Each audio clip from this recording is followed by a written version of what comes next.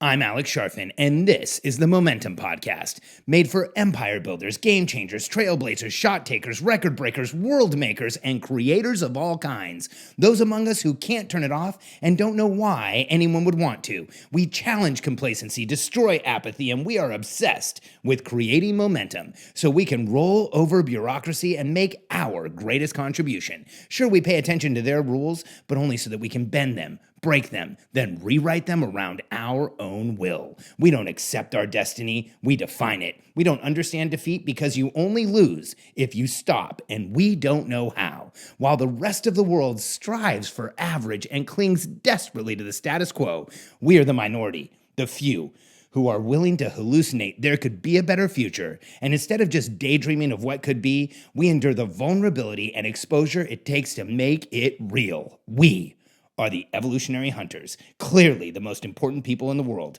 because entrepreneurs are the only source of consistent, positive human evolution, and we always will be. Starter is the level above Seeker on the Billionaire Code. The Seeker has sales of 0 to 40,000. The Starter is 40 to 100,000. It's that huge world of entrepreneurs looking at six figures as an outcome. It's also that huge world of entrepreneurs that have a business and are looking at starting something else. You're under that $100,000 in what you want to do. Starters are 6 million in the US, Seekers are 16. So out of the 29 million businesses in the United States, 22 million of them are under $100,000. So if you've done more, congratulations, you're above most. If you're under that, understand you are not alone. And while your primary focus in Seeker was self-identity and market clarity, understanding who you want to serve, in Starter, it's a consistent deliverable and avatar clarity. See, when you have clarity around a market, like you want to serve entrepreneurs, that will move you forward. You will understand some things, but then you have to start looking for who exactly is your avatar. Who's the person, who's that group that when you walk into a room, within a minute, you can pick off everyone who is your client. And the challenge for a lot of people who get into this level of Starter, they get to the 40 to 100,000 where you have to define that avatar, is they leave it far too broad to the point where you're just making noise. Whenever somebody tells me something like, oh, well, I want to work with entrepreneurs, I tell them, good luck, you can't. There's no way to just go out and attract all entrepreneurs, and you don't have a deliverable for all entrepreneurs. There's 9 levels of the Billionaire Code. Your deliverable isn't going to work for all of them, and it's not who you're going to attract. Who is it that consistently comes to you? And if you don't figure this out, you will revisit the fallback question over and over in this level. In the first level, it was, how do I stop pressure and noise? You know, as a Seeker, it's loud. As a Starter, the question's, what is wrong with me? Because you start actually making real money in what you're trying to do, but you can't figure out how to make it scale, how to make it grow, how to get past that 40 to 100. Now, these days, there's entrepreneurs who just blow through these levels. Like a lot of people who are on ClickFunnels, I just got to speak at Russell's convention. A lot of people on ClickFunnels, they do Seeker and Starter in like a month. But if you're stuck, it's because you don't have that consistent deliverable to a consistent avatar that you can pick off walking into a room. And you have to remember here too, is that as a Starter, you have your team is probably just you. Like sometimes there's partnerships that are Starters that are down at this level, but most of the time it's just you. So you have to be very careful about how much you commit to and how much you do. When it comes to your movement, as a Seeker, you identify who your movement is, and as a Starter, you define your movement. And we define a movement in 4 different ways. And the 4 bases for a movement is, number 1, you define and unify who you serve. So if you go out and say entrepreneurs, that's really tough. But if you say, I serve visionary entrepreneurs who can't turn it off, I talk to a very specific group of people in an audience, especially if I'm in a mixed audience. And so that's that first part of your movement. You define it by defining and unifying your movement. You tell them, you figure out who they are, and you tell them you're the person leading that movement. For me today, it's entrepreneurs who who are scaling a business who are over $1 million, and we are showing them how to grow that business. And so the first part of a movement is you define and unify. The second part of a movement is you provide a plan. So you tell that movement how you can help them grow. So for us, it's you put in a consistent communication cadence in your business, and you create consistent processes around everything you do. And we show businesses how to do that in a way where it doesn't slow things down. And then you you advocate for and defend your market. When you're clarifying that movement, when you're defining that movement, now you go out and you defend that movement against anything that's attacking them. Like for me, I go out and I talk all the time about how entrepreneurs are in unhealthy coaching relationships because they're working with coaches that have created marketing that says that they're the person they need to talk to, but coaches who haven't even produced the result that they're promising for themselves. And so I defend people against that. And then I advocate for entrepreneurs. To me, and this is what I share openly every time I speak, entrepreneurs are the only consistent source of positive human evolution, and we always will be. You hear it every time you hear the podcast. And so I advocate for my movement. And so as a starter, you have to get into that place where you define the movement, because that's how your business will grow. So you define and unify. You provide a plan. Then you defend your movement against the attacks they're under, because every movement, every clientele is under attack. If you have a retail product, then you are saving them from the other products that are not as good as yours. If you have a service, you are saving them from the other services that take advantage of them. If you are a coach like I am, you're saving them from the other coaches who aren't as good as you, and you better believe in what you're doing at that level when you're a starter. Because if you're stuck under that 100,000 mark, it's probably because you haven't done this. Your biggest need as a starter is market and avatar clarity. Who is that person that you can consistently sell to? And to graduate starter, you consistently monetize your product or service. And here's the challenge for a lot of starters. If you're not stuck because you don't understand your movement, here's what happens. A lot of people in this area, they figure out who they want to serve. They know the avatar. But then if you're stuck, it's because maybe you're doing too much. You have too many things going on. There's too many variations. A lot of starter businesses look like Afghan bazaars. They might be making $75,000 a year, but they're charging everybody differently. They're billing everyone different. They're doing contract work. They're doing some work at one rate, some work at another rate. They're creating a consistent result, or they wouldn't get into the higher levels of 60, 70, 80,000.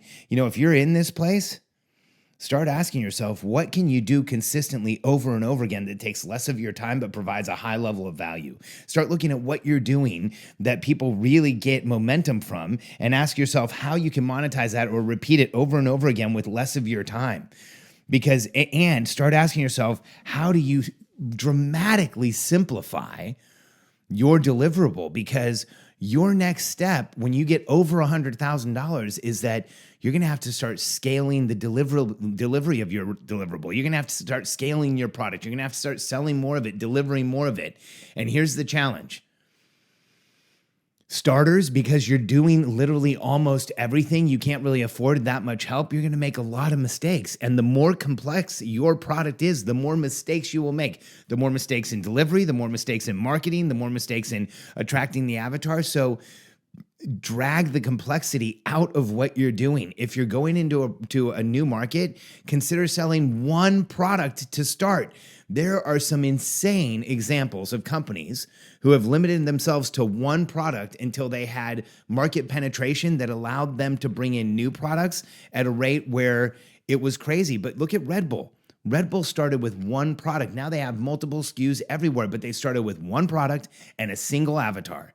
They went after the extreme athlete to start. Now they go after all kinds. Red Bull's advertising American Way magazine. They're going after the business traveler now. They're going after everyone because they're a multi-billion-dollar company. But right now at starter, you have to start with one product that you can consistently deliver, because scaling a business is complicated. And now from this point forward, you're going to be doing two things in the world: scaling your business and scaling how much of your product or service you deliver. And you must assume both roles. There's no other way to get through this. I show people how to do it with a minimum of time, with minimum effective dose, in a way that they have a lot of time left to grow the business, do what they want to have their lives. But there's no other way to do it besides you at this point doing everything and growing the business and growing the company and scaling the business at the same time. Or sorry, increasing your deliverable, how much you deliver, and scaling and growing your business at the same time. That means moving forward, you're going to have to start looking at using contractors and hiring a team and increasing it becomes increasingly difficult to deliver a product when it's a team and not just an individual.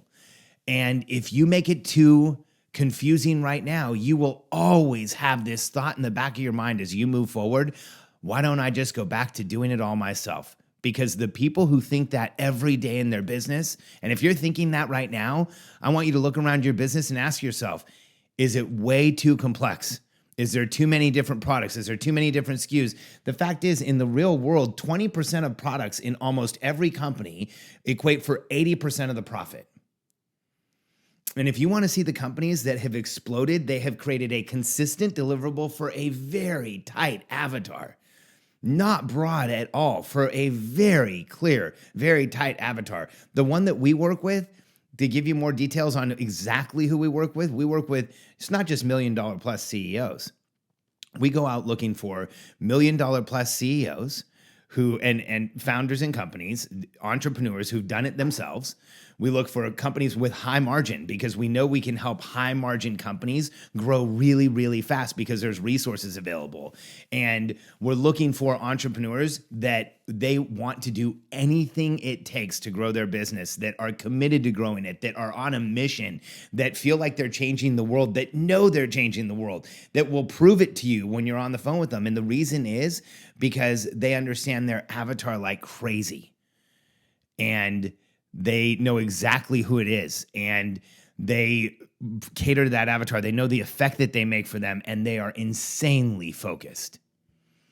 And the challenge for far too many starters is they dilute the focus in one of two ways. It's either far too complex a product offering or far too broad an avatar, and you just get stuck here. And that question, what is wrong with me, will bang you in the head every day. I know. I've been there. To be candid, I don't have to run a business. There's other ways that Katie and I make money. I don't have to run this business. We have other businesses. We have investments. We have passive income. We have percentages of other people's businesses. So that was one of the reasons why I had the luxury to pivot avatars. But for years, I was talking to the entrepreneurial personality type, which they listened, but they didn't buy a lot because it was such a broad audience. It was hard to say, here's exactly what I help with. So I had thousands of people following me, but very few people buying anything. And even though we didn't have a clear outcome or, a clear deliverable, I was still doing a ton of consulting. And when we did events, people would show up, but nothing was consistent. And then as soon as earlier in the year, working with Russell Brunson, clarified my avatar to be exactly who I've told you. We have 30 people in a high-end mastermind, and we don't have any type of sales letter, anything. So and not 30 people, 30 companies, well over 30 people, but we did that because our avatar is so clear. And that's what I do. I mean, I do this. I help other companies do this, and I missed it for myself. So if you've been successful before and in the thing you really want to do, you're stuck in this 40 to 100K, take it from someone who's hyper-focused hyper